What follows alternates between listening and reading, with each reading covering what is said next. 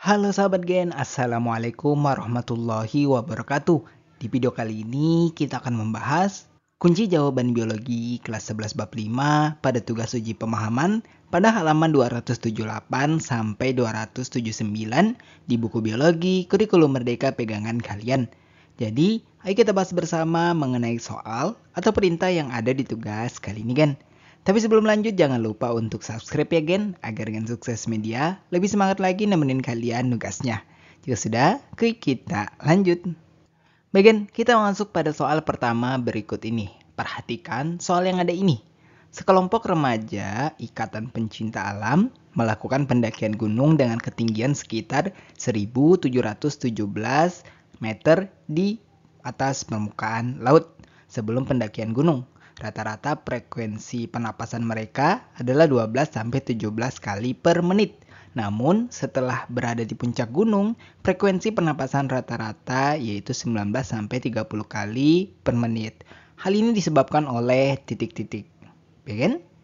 Jawaban yang benar adalah kadar oksigen di puncak gunung lebih rendah daripada di dataran rendah.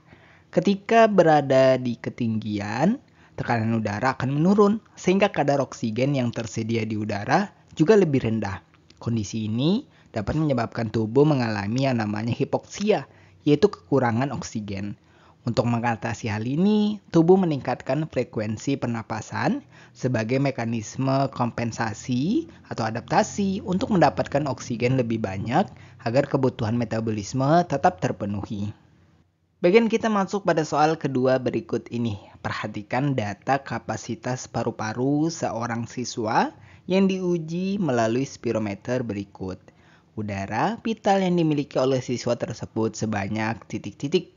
Bagian, berdasarkan grafik yang diberikan, kita perlu menentukan udara vital dari siswa tersebut, yang mana udara vital adalah jumlah total udara yang dapat dikeluarkan dari paru-paru setelah inspirasi maksimal, yaitu dengan persamaan sebagai berikut.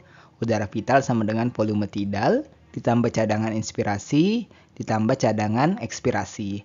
Nah, dari grafik diketahui bahwa kapasitas paru-paru maksimal adalah sebesar 4.350 ml. Ini digambarkan di puncak tertinggi pada grafik. Sedangkan kapasitas paru-paru minimal yaitu sebesar 1000 ml. Ini digambarkan pada lembah terendah pada grafik. Sehingga udara vital siswa tersebut dapat dicari dengan dikurangkannya, yaitu kapasitas paru-paru maksimal dengan kapasitas paru-paru minimal. Sehingga didapat 4.350 dikurang 1000 ml sama dengan 3.350 ml.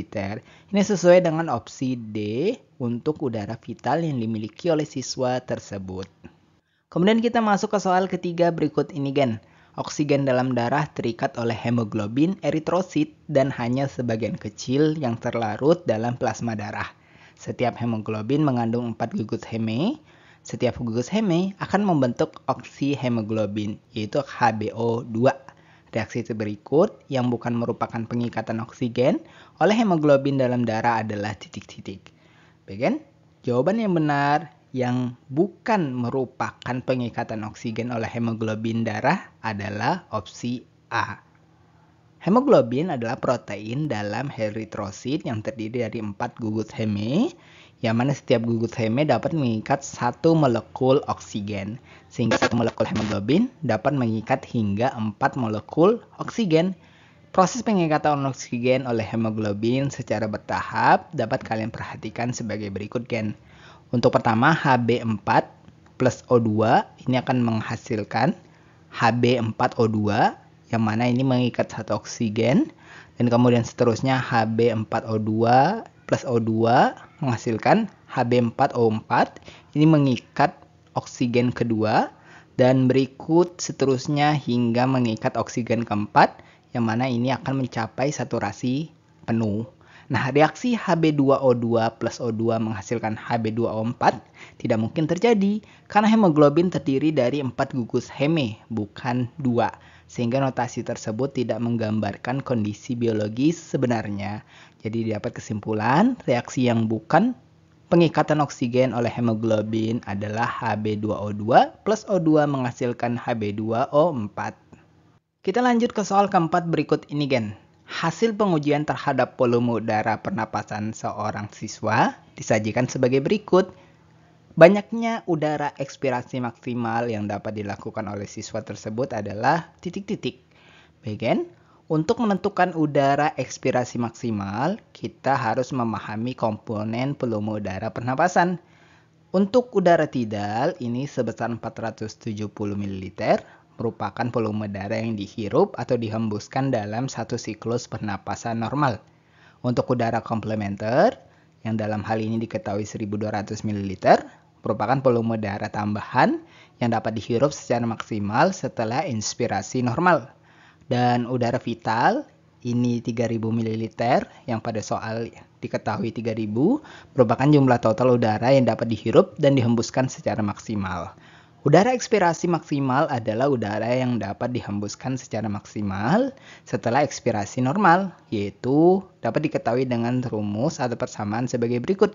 Udara ekspirasi maksimal sama dengan udara vital dikurang tambahan udara tidal plus udara komplementer. Nah, ini kita substitusikan nilainya atau masukkan nilai yang diketahui. Maka didapat udara ekspirasi maksimal sama dengan 3000 dikurang penjumlahan 470 ditambah 1200 sama dengan totalnya untuk udara ekspirasi maksimal adalah 1330 ml. Ini sesuai dengan opsi C. Bagian kita masuk pada soal kelima berikut ini sebagai soal terakhir kita di sesi tugas kali ini. Perhatikan tabel perbedaan tekanan parsial dalam satuan mmHg berikut. Pernyataan terkait transport gas yang paling benar adalah titik-titik. Bagian jawaban yang benar adalah oksigen berdifusi dari arteri sistemik ke sel-sel jaringan tubuh. Difusi gas terjadi berdasarkan perbedaan tekanan parsial atau gradien konsentrasi antara dua lokasi. Oksigen dan karbon dioksida berdifusi dari tempat dengan tekanan parsial tinggi ke tempat dengan tekanan parsial rendah. Nah, berdasarkan tabel diketahui yang mana awal mulanya yaitu tentu lingkungan alveolus, yang mana tekanan parsial O2 di lingkungan 160, tekanan parsial O2 di alveolus, kalau kalian lihat adalah 100 mmHg. Maka O2 akan berdiskusi dari lingkungan ke alveolus. Nah, kemudian dari alveolus ke darah arteri pulmonari. Nah, kita lihat tekanan parsial O2 di alveolus tadi adalah 100. Dan tekanan parsial O2 di arteri pulmonari, kalau kalian perhatikan adalah 40 mmHg. Maka O2 berdifusi dari alveolus ke darah arteri pulmonari. Kemudian arteri sistemik ke sel jaringan tubuh. Nah, kalian bisa perhatikan tekanan parsial O2 di arteri sistemik ini adalah 100 dan tekanan parsial O2 di sel jaringan tubuh adalah 40. Maka O2 berdifusi dari arteri sistemik ke sel-sel jaringan tubuh untuk mendukung respirasi seluler. Ini sesuai dengan opsi yang E tadi. Nah, kemudian untuk C2 dari sel jaringan tubuh ke darah vena sistemik karena perbedaan tekanan parsial. CO2 di sel jaringan tubuh adalah 46 dan tekanan parsial CO2 di vena sistemik juga 46. Tapi ini CO2 akan berdifusi menuju darah vena dan dibawa ke paru-paru untuk dieliminasi atau ditukarkan dengan oksigen. Dengan demikian, pernyataan yang paling benar adalah bahwa oksigen berdifusi dari arteri sistemik ke sel-sel jaringan tubuh. Bagian itulah pembahasan sekilas kita untuk kunci jawaban biologi kelas 11 bab 5 pada sesi tugas uji pemahaman pada halaman 278 sampai 279 di buku pegangan biologi kurikulum merdeka. Terima kasih karena telah menonton video ini sampai habis, Gen. Jika dirasa video kali ini bermanfaat, jangan lupa untuk like dan subscribe ya, Gen. Sampai jumpa di video berikutnya dan wassalamualaikum warahmatullahi wabarakatuh.